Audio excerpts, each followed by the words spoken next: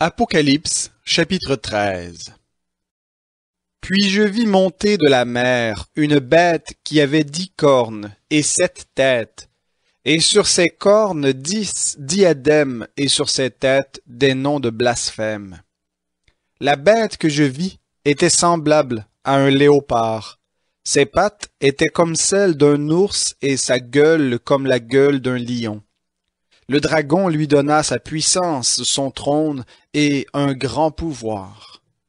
Et je vis l'une de ses têtes comme frappée à mort, mais sa blessure mortelle fut guérie. Remplie d'admiration, la terre entière suivit la bête. Ils se prosternèrent devant le dragon, parce qu'il avait donné le pouvoir à la bête. Ils se prosternèrent devant la bête, en disant « Qui est semblable à la bête, et qui peut la combattre? » Il lui fut donné une gueule qui proférait des paroles arrogantes et des blasphèmes, et il lui fut donné le pouvoir d'agir pendant 42 mois. Elle ouvrit sa gueule en blasphème contre Dieu, pour blasphémer contre son nom, son tabernacle et ceux qui l'habitent dans le ciel. Il lui fut donné de faire la guerre aux saints et de les vaincre. Il lui fut donné pouvoir sur toute tribu, tout peuple, toute langue et toute nation. Et tous les habitants de la terre se prosterneront devant elle. Ceux dont le nom n'a pas été inscrit sur le livre de vie de l'agneau immolé dès la fondation du monde.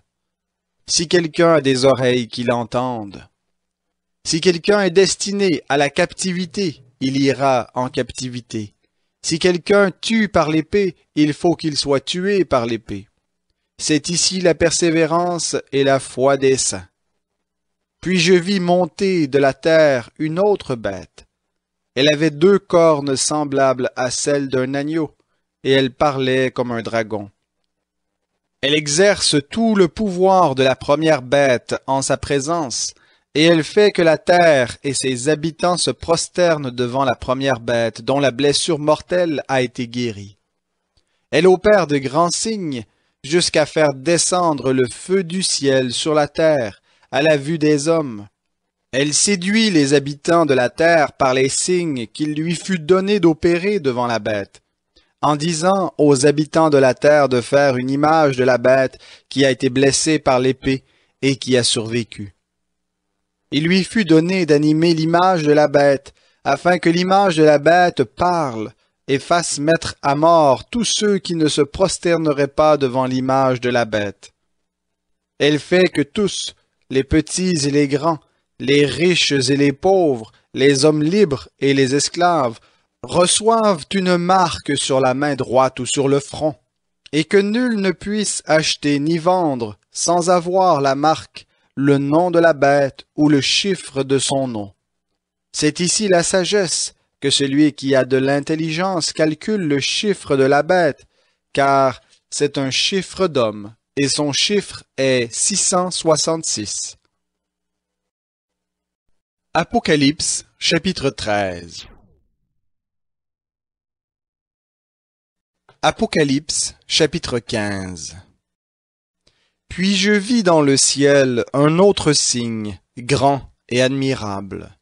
7 anges qui tenaient 7 plaies, les dernières, car c'est par elles que s'accomplit la colère de Dieu. Et je vis comme une mer de cristal mêlée de feu, et les vainqueurs de la bête, de son image et du chiffre de son nom debout sur la mer de cristal. Ils tiennent les harpes de Dieu. Ils chantent le cantique de Moïse, le serviteur de Dieu, et le cantique de l'agneau. Tes œuvres sont grandes et admirables, Seigneur Dieu Tout-Puissant. Tes voies sont justes et véritables, Roi des nations. Seigneur, qui ne craindrait et ne glorifierait ton nom? Car seul tu es saint. Et toutes les nations viendront et se prosterneront devant toi, parce que ta justice a été manifestée.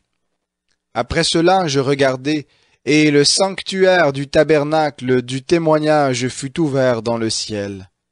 Les 7 anges qui tenaient les 7 plaies sortirent du sanctuaire. Ils étaient revêtus d'un lin pur, éclatant, et portaient des ceintures d'or autour de la poitrine. L'un des 4 êtres vivants donna aux 7 anges 7 coupes d'or, pleines de la fureur de Dieu, qui vit au siècle des siècles. Et le sanctuaire fut rempli de fumée à cause de la gloire de Dieu et de sa puissance, et personne ne pouvait entrer dans le sanctuaire jusqu'à ce que les 7 plaies des 7 anges soient achevées.